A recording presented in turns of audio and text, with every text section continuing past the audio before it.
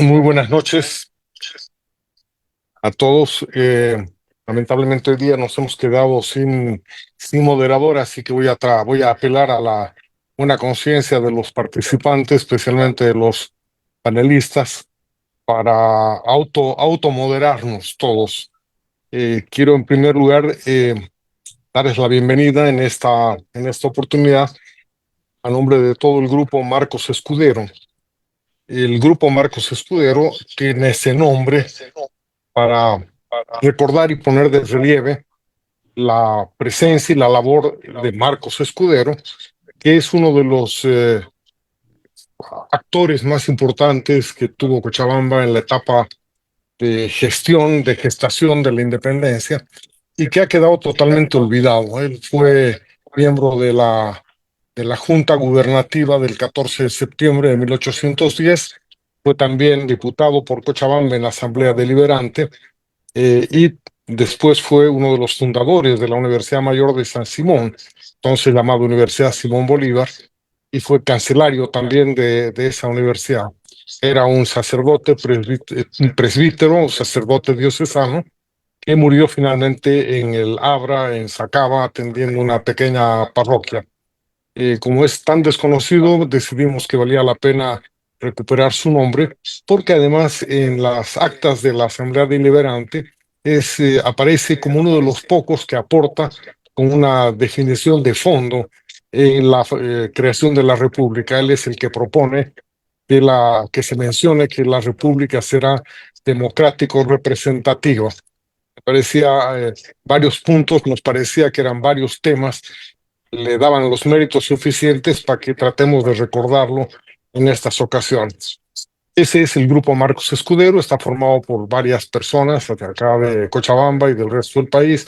Está Juan Cristóbal Soruco, Jorge Rada, que está aquí, Daniel Moreno, Luis Alfonso Quiroga, está Erika Brockman, por supuesto, Juan Cristóbal Soruco, ya lo mencioné, Eduardo Rodríguez Grosé, Rivera y Raúl Rivera.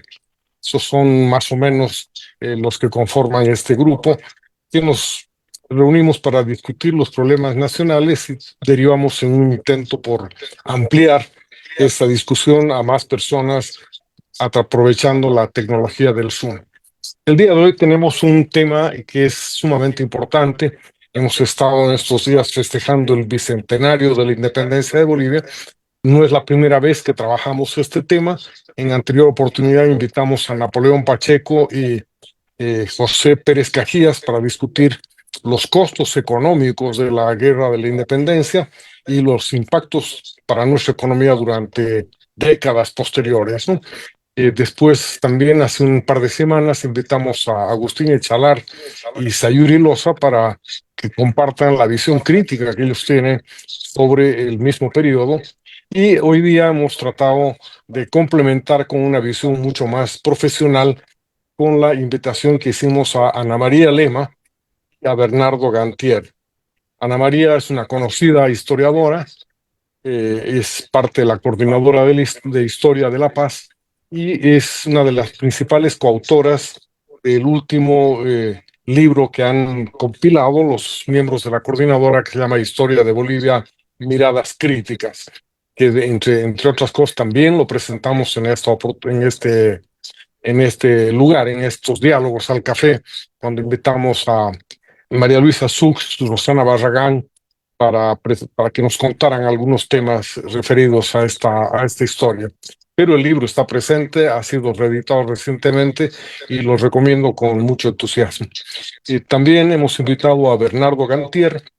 Él es sacerdote jesuita, historiador, tiene actualmente residencia en Sucre, pero creo que ya lo están castigando y lo van a botar fuera de su ciudad y lo van a mandar a Cochabamba. Así que será muy bueno tenerlo acá, a Bernardo. Bernardo es en este momento presidente de la Sociedad de Estudios Geográficos e Históricos de Chuquisaca.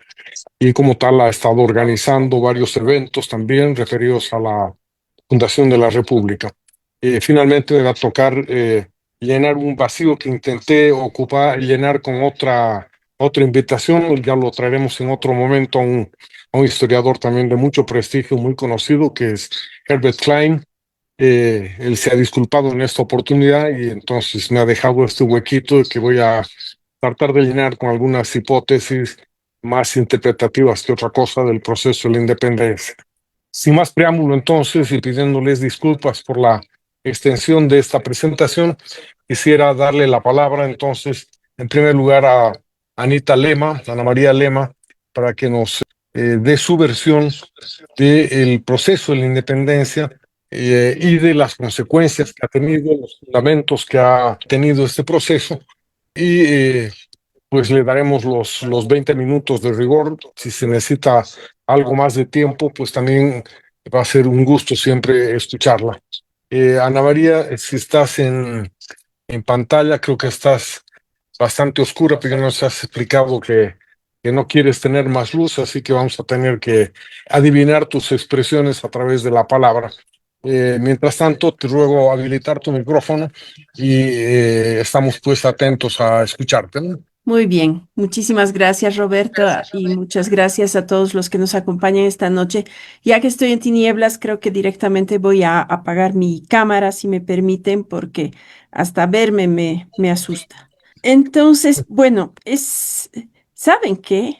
Yo estoy saturada de independencia y de bicentenario. La verdad es que todo este año ha sido un año muy intenso, va a seguir siendo muy intenso, recordando, celebrando, conmemorando, discutiendo, haciendo balances en torno a los 200 años que estamos cumpliendo como república. E insisto con lo de república.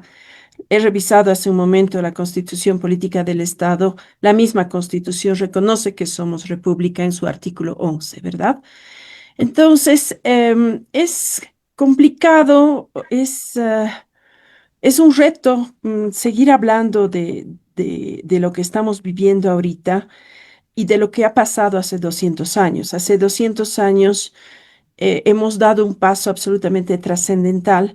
Fuimos los primeros en América del Sur en iniciar este proceso, fuimos los últimos en poder concluir el proceso que nos llevó directamente a la independencia, al nacimiento de una nación, de la nación boliviana, del Estado boliviano. Preferiría hablar de Estado para 1825, la nación creo que se va a consolidar más tarde. Entonces, es un proceso sumamente rico y porque ha sido sumamente participativo. Una de las preguntas que nos formulaste, Roberto, fue cuán intensa ha sido la participación popular en el proceso de la independencia y creo que eso ha sido absolutamente decisivo para convertirnos en Estado y en nación. Esta participación popular ha sido develada por un colega historiador que nos dejó lamentablemente hace pocos meses, René Arce Aguirre. Él habló de la participación popular en la independencia de Bolivia en el año 1979 y ese libro acaba de ser reeditado por la Biblioteca del Bicentenario y ha sido presentado hace 2 días, el 6 de agosto, en la Feria del Libro y lo presentó María Luisa Sux. René Arce ha sido uno de los primeros estudiantes de la carrera de Historia de la UMSA y su tesis, porque esa fue su tesis de licenciatura, tumbó muchos mitos, como por ejemplo el que señalaba que los sectores populares, indígenas, etcétera, miraron la guerra con algo de indiferencia.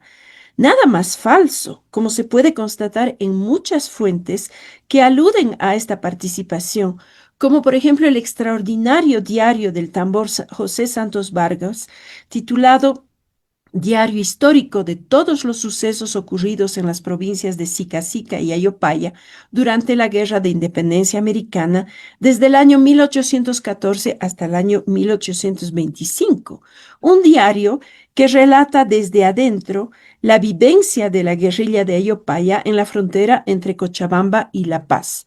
Por si acaso, este diario también ha sido reeditada por la Biblioteca Boliviana del Bicentenario el año 2016. Si hacemos una especie de periodización de las guerras, de las guerras de independencia, porque son varias, ¿no? En 4 periodos, el de los levantamientos urbanos en 1809, 1810, el de la participación de los ejércitos del Río de la Plata más adelante, el de la guerra de guerrillas y finalmente el de la llegada de los ejércitos libertadores, se puede constatar que en todos estos momentos los sectores populares, urbanos y rurales han estado presentes con más o menos intensidad. Pero además, no solamente hay que ver a esta población que participa en función a su origen geográfico, digamos, si es rural o urbana, también están las mujeres, los niños, las niñas, los ancianos, las ancianas.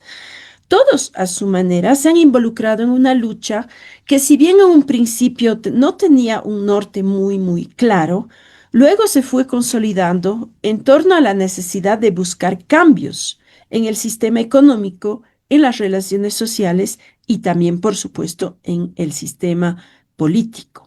Eso se ha traducido, en muchos casos, en violencia estrepitosa en las batallas y enfrentamientos y violencia cotidiana. En un artículo discreto pero brillante y también desgarrador, Esterellón ha relatado la cotidianeidad de la violencia en las ciudades de Chuquisaca y de Potosí desde 1809, violencia que se percibe en la tensión tan terrible en el aire, ¿no? Ante los levantamientos, ante los gritos, en la búsqueda constante, no de pan para comer, sino de pólvora para pelear, ¿no? Violencia que involucraba a todos los actores de estas ciudades, ¿no? Entonces, esta violencia nos va a contagiar de alguna manera y va a ser crónica, reitero, con más o menos intensidad hasta 1825 y mucho más. El siglo XVIII ha sido muy violento en la segunda mitad, el siglo XIX también ha sido muy violento. Lo que es interesante es que la participación de los sectores populares no solo ha sido estratégica en apoyo a uno u otro bando. Lo relevante es que ha permitido visibilizar sectores de la población que antes estaba callada, por lo menos después de la pacificación, entre comillas, de las rebeliones del siglo XVIII, ha permitido visibilizar sus demandas un tanto difusas al principio, pero luego cada vez más precisas. Entonces, este proceso que nos lleva a la independencia es un proceso de violencia, es un proceso de visibilización y es un proceso que finalmente va a desembocar en algo que podríamos llamar unión. No se va a concretar exactamente en el año 25, va a tardar mucho. 2 siglos después todavía no estamos unidos, pero estamos, digamos, construyendo las fundaciones de lo que va a ser Bolivia. Ahí me quedo con esta primera parte. Gracias, Ana María. No sé si Bernardo Gantier, que también ya está conectado, quisiera añadir algo a lo que nos ha expuesto Ana María en este momento. Ya. Sí, interesante el tema que toca Anita. Yo había trabajado antes el tema de cuestión de ideas y de autonomía. Y voy a repetir lo que siempre se ha dicho, pero que es verdad, ¿no? Que la guerra de la independencia comienza el 25 de mayo, termina 6 de agosto.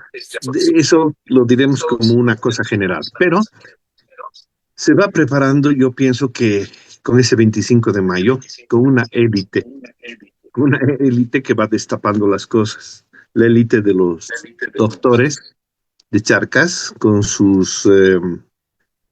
el grupo de aquellos que son más radicales y que van asusando un deseo de autonomía que se va arrastrando. Y yo pienso, siguiendo la conversación que tuvimos, Roberto, la otra vez, la semana pasada, o antepasada, sí, la semana pasada, en la charla que diste,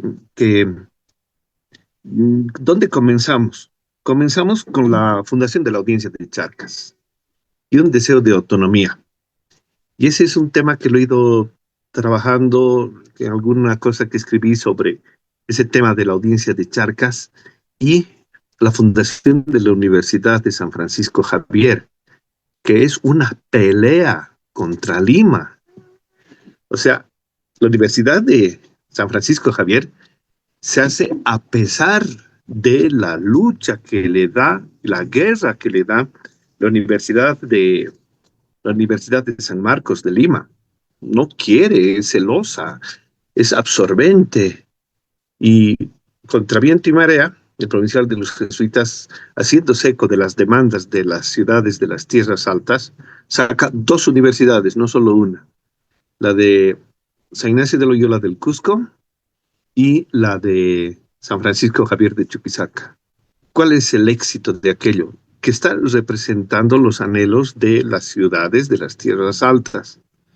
Las tierras altas se van diferenciando cada vez más, las ciudades de las tierras altas se van diferenciando cada vez más de Lima, de las otras tierras. Hay un deseo de autonomía que cada vez va creciendo mucho más, cada vez es más fuerte.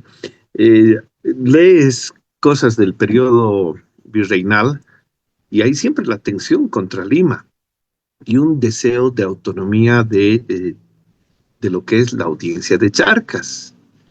Va a suceder lo mismo a nivel intelectual cuando se funden las cátedras de Derecho.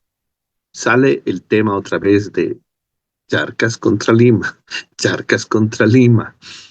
Después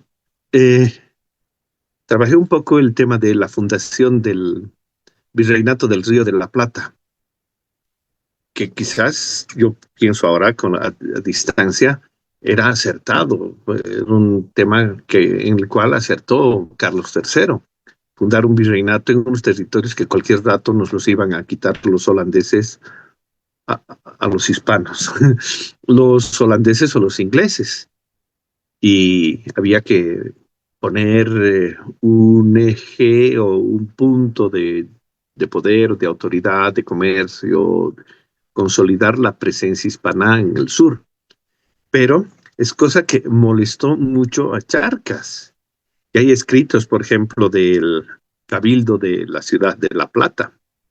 La ciudad de La Plata representa al rey, que por qué se hizo un virreinato al sur en esa ciudad que es marginal, que es un nido de contrabandistas, sacan muchas cosas que son delicadas como para repetirles ahora a nuestros hermanos argentinos. Entre otras cosas dicen que no tienen nobleza ni educación. Dicen, ¿no? El que firma uno de ellos es un personaje que tiene su retrato en el Museo Charcas, don Baltasar Álvarez Reguero, que es uno de los regidores de la ciudad. Bueno, en fin, son estos deseos de autonomía se van crispando luego con las rebeliones indígenas, con la rebelión de Oruro. En la rebelión de Oruro hay mucho de esto. Y después, claro, termina el 25 de mayo.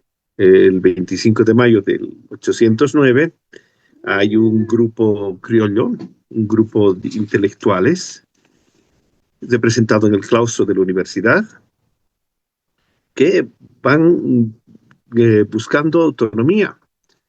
Y la habilidad de los doctores jóvenes o del grupo más radical es jugar con toda una serie de sentimientos. Primero, con la audiencia. La audiencia es muy, se la dice que es muy soberbia, está muy pagada de sí misma. La audiencia tiene unas ínfulas que se las dan, se la trata de alteza, y no está dispuesta a seguir siendo una audiencia de segundo orden, supeditada al virrey. Quiere ser audiencia de sí misma, pertenecerse. El grupo intelectual criollo alrededor de la universidad también siempre sueña en una autonomía. Y en los escritos de los independentistas, porque ya los hay, después va a salir, quizás ese 25 de mayo no sale, pero después en las acusaciones que se hace, en los procesos que se tiene contra los confabulados en aquella época, tanto en Chuquisaca como en La Paz, sale la acusación de que ya querían la autonomía. Hay un documento que hace poco ha sido declarado Memoria de la Humanidad, que está en el archivo de la Sociedad Geográfica Sucre en la Casa de la Libertad, donde posiblemente el autor sea Vicente Cañete. Y ahí acusa ya directamente a los confabulados en aquel 25 de mayo de haber deseado la autonomía. Hay un sector mestizo, lo que se llama, lo que en el buen sentido se podía decir la plebe, la gente chuquisaqueña, la población, que si de alguna manera es fiel a Fernando VII, no saben lo que va a venir después. Va a venir después lo de la contrarrevolución liberal de Fernando VII. De momento, esta plebe quiere defender al rey, pero también tiene estos mismos sentimientos de autonomía. Pasan los 15 años, se van. Para mí, la guerra de la independencia es lo más complicado que tenemos de nuestra historia. Hay tantos documentos, tantas idas y venidas, la participación de la gente, la participación de las guerrillas, la participación popular, un sector intelectual criollo, una formación militar, que al final va a conducir a lo que se va a llamar la independencia. Y pienso que la guerra de la independencia comenzó con un deseo de autonomía que fue respetado por el mariscal Sucre. El mariscal Sucre va a respetar el deseo de las provincias del Alto Perú, que llamaban entonces, va a respetarlas y va a convocar a la asamblea que se va a llamar deliberante. ¿Por qué? Porque movido por la buena charla de don Casimiro Lañeta, va a decidir esto. Bueno, pues seamos consecuentes y aceptemos lo que dicen estas provincias. Y estas provincias no solo quieren su autonomía, sino su verdadera independencia. Y creo que podríamos dar como un título general era pertenecerse a sí mismas. Aunque no se logre una unidad perfecta, hay como un sentimiento común que en ese momento es el que se está dando. Y pienso que este mismo sentimiento es compartido por los representantes de las provincias, incluso las de Santa Cruz. José Vicente Seoane y el Colorado Caballero tienen como esa consigna. Ya vienen con la consigna de que se ha de hacer una república, un nuevo estado. Y además, expresamente, una república. Y creo que se parte la independencia del país con mucho entusiasmo. Y parece que es un entusiasmo que ha de durar por lo menos hasta el final del periodo del gobierno del mariscal Sucre. Estamos haciendo algo. Y eso es ese entusiasmo de las provincias del Alto Perú es el que va a contagiar a Bolívar cuando llegue y va a terminar aceptando esta independencia. ¿Por qué? Porque ha visto el entusiasmo de la población. Entonces yo creo que el deseo de independencia ha llegado a cubrir todos los estratos de la sociedad para ese momento. Bernardo, Sí.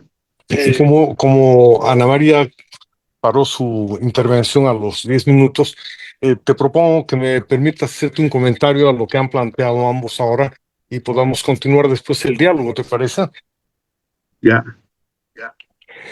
A ver, yo tengo una discrepancia con la idea de la participación popular. Me parece que si miramos la participación popular hay que mirarla en ambos lados. Y creo que si la guerra fue tan larga, especialmente en esta parte del mundo, es porque la gente participaba o dejaba de participar en apoyo a ambos bandos, ¿no?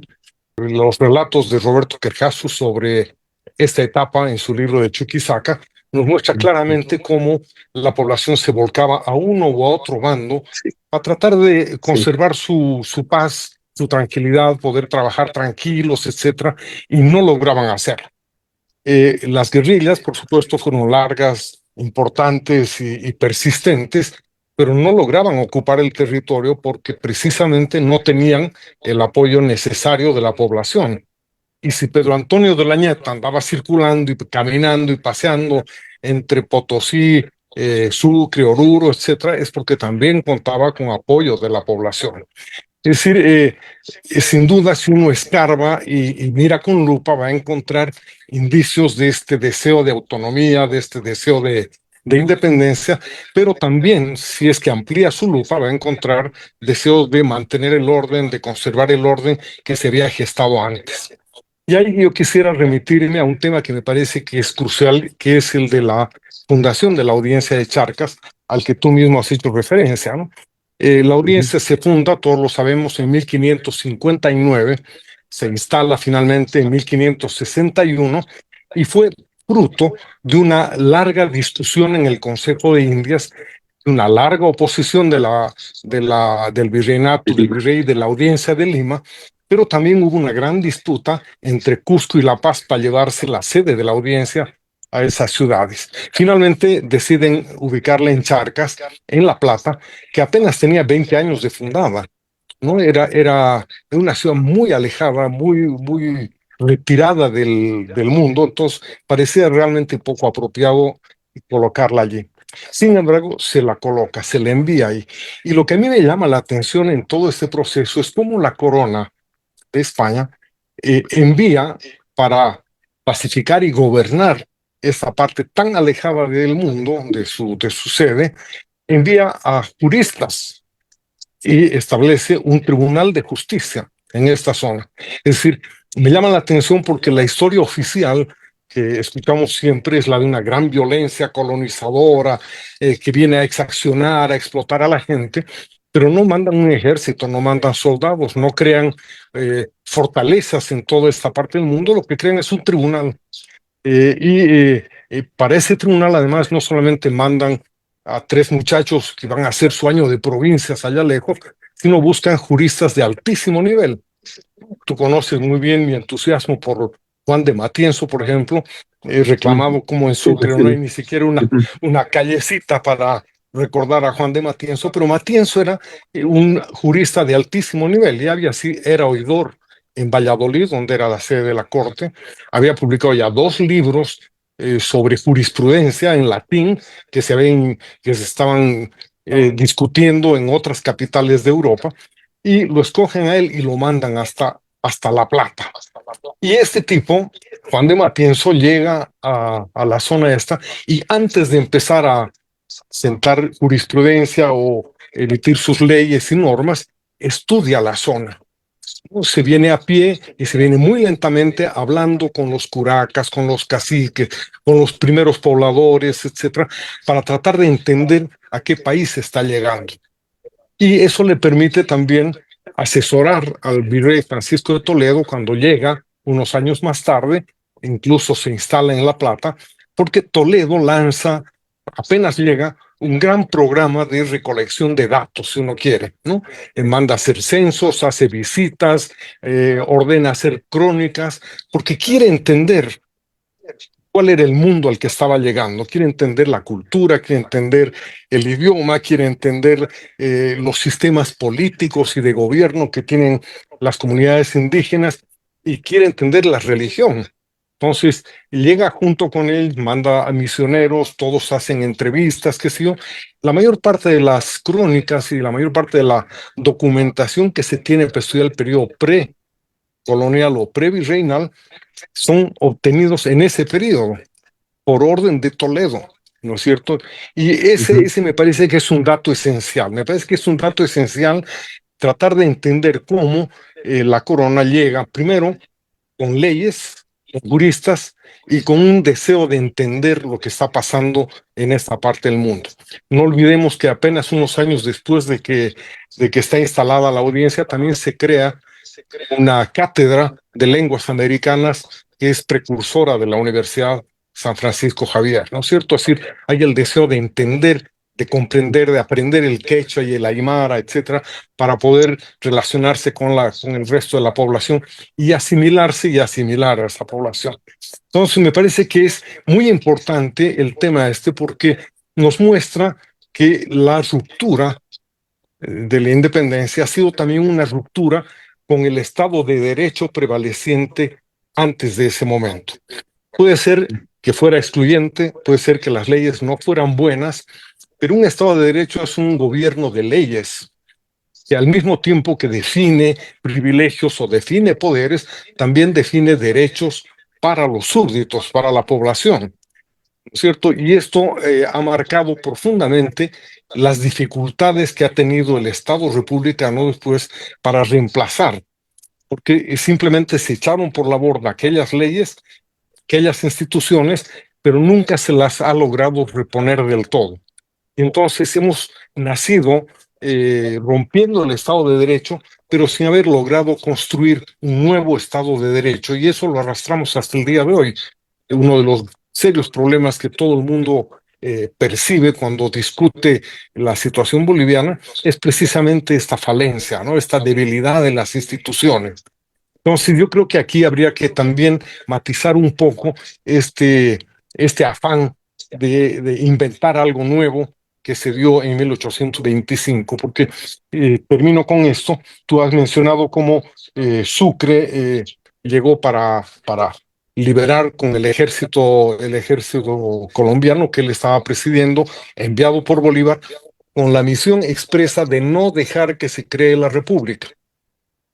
Tú mismo lo has dicho también, Casimiro Lañeta y los doctores de Chuquisaca lo convence de que primero deje de liberar a las provincias y luego las provincias toman una decisión, le dicen ni con Lima ni con Buenos Aires, aquí queremos pertenecernos a nosotros mismos, etcétera. Y lo hacen con un gesto, con una gesto magnífico, enorme de lisonja, ¿no? En realidad, los doctores de Chuquisaca, presididos por Serrano y por Urcullo y Olañeta, etcétera, derrotan al ejército de Bolívar y de Sucre a punta de lisonjas. Los encuentran que su debilidad es la vanidad, ¿no es cierto? Y los convencen de que permitan crear la república porque le iban a llamar Bolívar, le iban a dar la capital en Sucre, etcétera. Y esa misma asamblea, ¿no es cierto?, no tiene ni siquiera idea de qué clase de Estado quieren, a tal punto que le encomiendan a Bolívar, que no era legislador ni jurista, le encomiendan a Bolívar que les elabore la Constitución, mientras ellos se dedican a lo que suele hacer una asamblea boliviana, a ver qué días hacen feriados, si ponen el cumpleaños de Bolívar como feriado, si ponen las efigies de los libertadores en las escuelas, en las oficinas, todo lo que nos han acostumbrado a hacer desde entonces, ¿no?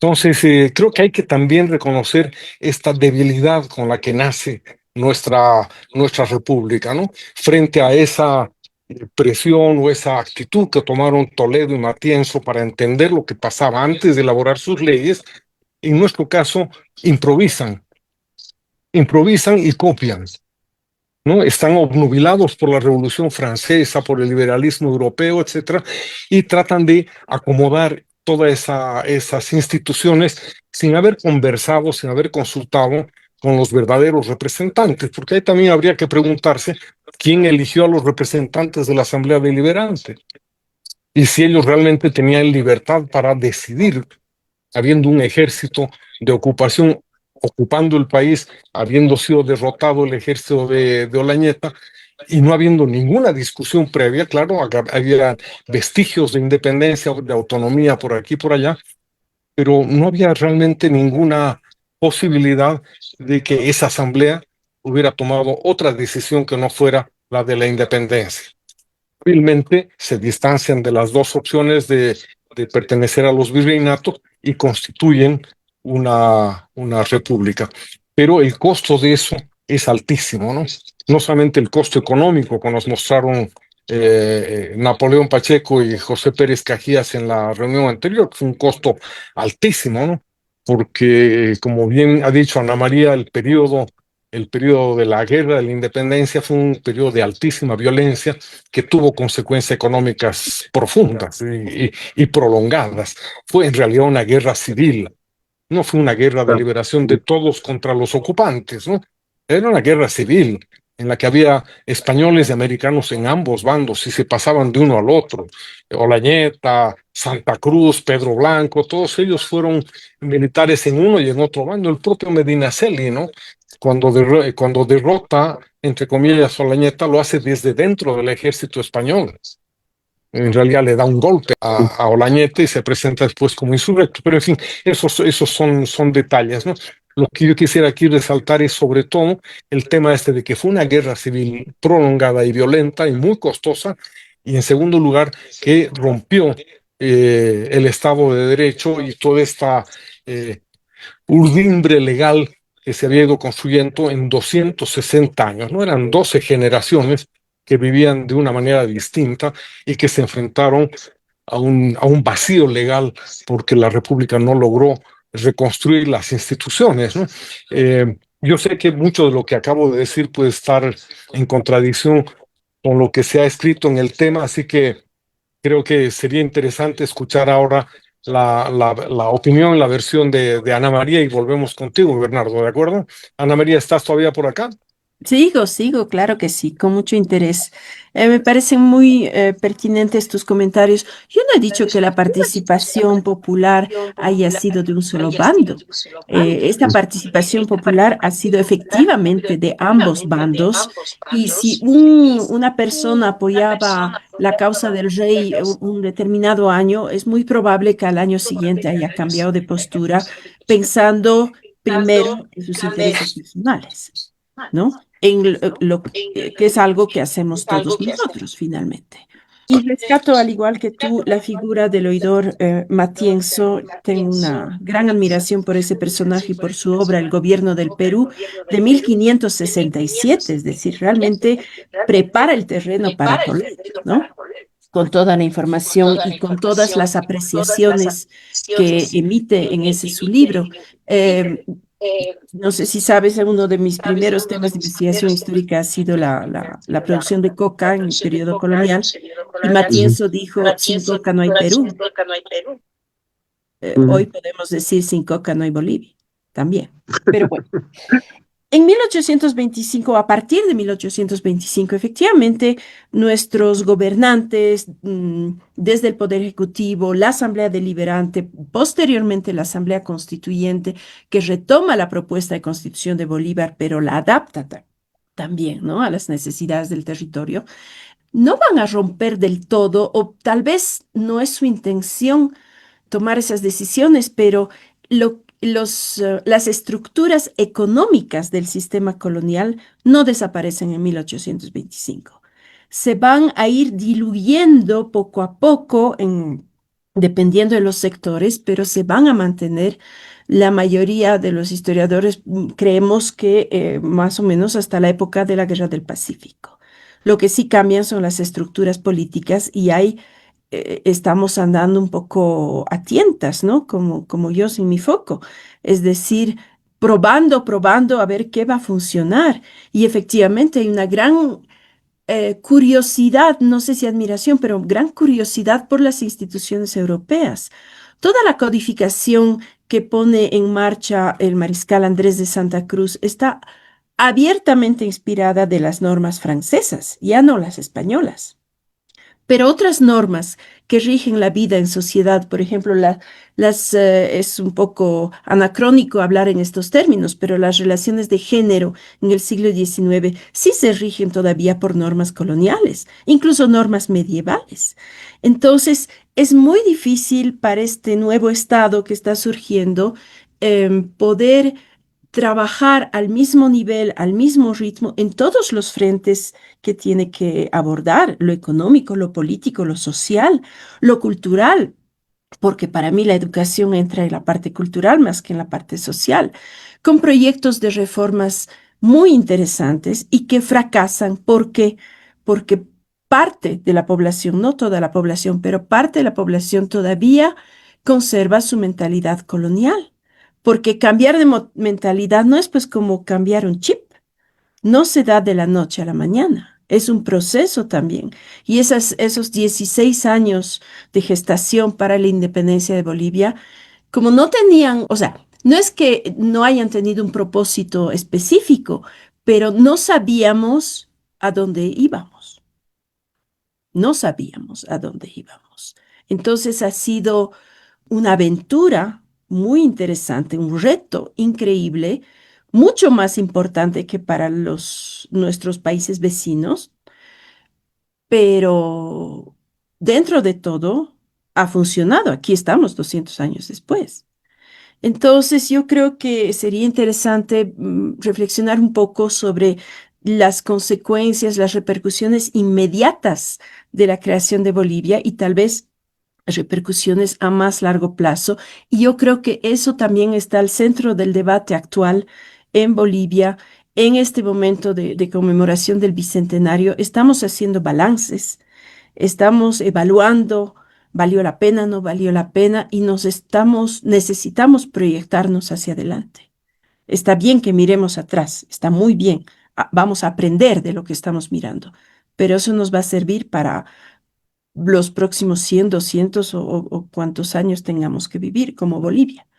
Entonces, ha sido un reto fabuloso, fabuloso no en el sentido de genial, sino gigantesco para este puñado de hombres empezar a decidir acerca del destino de lo que va a ser la nación boliviana. Gracias, Ana María. Bernardo, ¿tú coincides en que hubo, como ha dejado entrever Ana María, un altísimo nivel de improvisación en el proceso de construcción institucional posterior a la independencia, después de haber echado por la borda el Estado de Derecho que estábamos viviendo? ¿Cómo percibes tú las consecuencias de esa ruptura? Porque quiere decir que el costo económico de la guerra, hay que añadirle el costo económico del caos, de la incertidumbre, de los problemas de ajuste institucional que se han vivido después, ¿no? Te ruego abrir tu micrófono otra vez, por favor, antes de comentar. Adelante. Ya, a ver, varios comentarios. A esto último, sí, estoy de acuerdo. Pienso que muchas cosas se improvisaron, pero con otras no pudieron. Y el mismo Mariscal Sucre, en alguna carta que tengo por ahí, ¿no? Dice que llega a Chuquisaca y se percata de la realidad que hay en la audiencia y dice, bueno, pues, aquí ya está el terreno preparado como no he visto en otras partes. Se entiende con la burocracia, el cobro de impuestos, siguen funcionando los notarios, hay una institucionalidad que el mismo Mariscal Sucre aprovecha. Yo pienso que después es cuando empiezan a soñar, a copiarse las cosas de Francia, y ahí creo que empieza un desbarajuste. Pero coincido en lo que has dicho antes sobre la audiencia de Charcas. ¿Y por qué se escogió Chuquisaca? No es porque yo sea chuquisaqueño, sino porque lo dicen cruceños. ¿Ya? Enrique Pinot y los hermanos Vázquez Machicado coinciden al decir que Bolivia surge de una mina y de un tribunal. ¿Y por qué se escoge el tribunal? La discusión desde 1551 es dónde ponemos una audiencia. ¿Por qué? Porque Lima queda muy lejos de toda aquella avanzada que va teniendo la presencia hispánica y la retaguardia en las luchas civiles que tuvieron su eje principal Cusco-Lima, con Gonzalo Pizarro, Hernández Girón, aunque también Egas de Guzmán y los otros fueron el eje La Plata-Potosí, ¿no? Pero fueron muy importantes porque la retaguardia de los rebeldes estaba en La Plata, porque La Plata en todas las luchas civiles se declaró fiel a Carlos V. Entonces era como, y La Plata es como tenida como el pivote del compás, ¿no? A partir de ahí se va abriendo el compás, entonces tiene una situación estratégica, más que lo que hubiera tenido otras ciudades como Cusco La Paz, Arequipa, se pensó también en poner una audiencia en Arequipa, pero La Plata, al ser más extrema, iba abriendo como el pivote que va creciendo. Entonces, junto con un eje económico que es Potosí, este eje de autoridad y de institucionalidad va girando en 280 y tantos años. Ahorita no tengo el cálculo. La otra vez estuve haciendo el cálculo, lo tenía anotado en un papelito. Ya. Pero es un eje que va girando y se va abriendo y va constituyendo ese deseo de autonomía. Pienso que la guerra civil, la guerra de independencia era guerra civil, de acuerdo totalmente. Pero el mínimo común denominador, podríamos decir, tanto de patriotas como de realistas, es la autonomía. Los de la audiencia de Charcas, muy fieles al rey, los oidores, querían dejar de ser platitos de segunda mesa. Para empezar, por ahí comienza.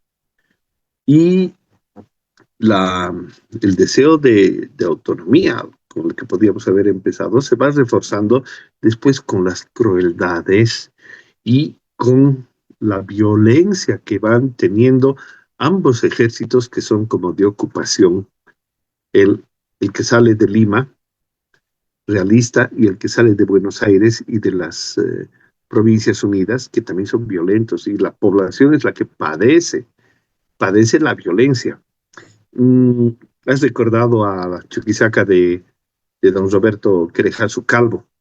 Dice que después de la batalla de Suipacha, la primera batalla del ejército de las Provincias Unidas, que fueron Nieto y claro, se juntó con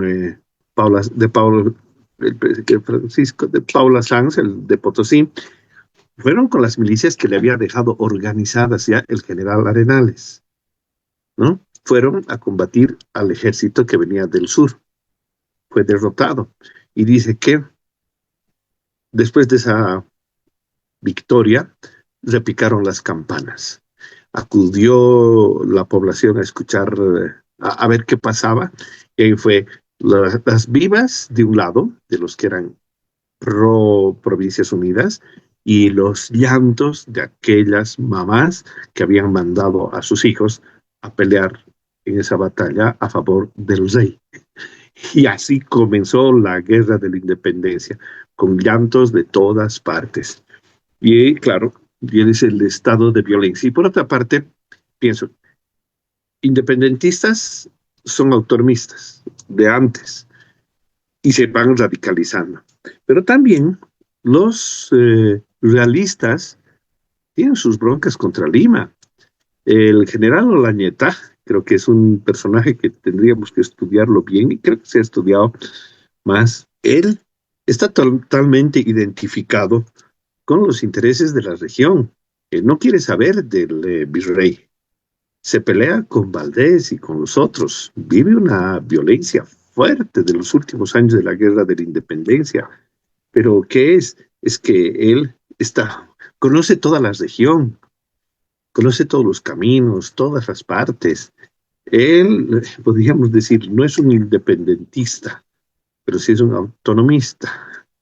Y para mí es el triunfo de un autonomismo que va terminando en independentismo.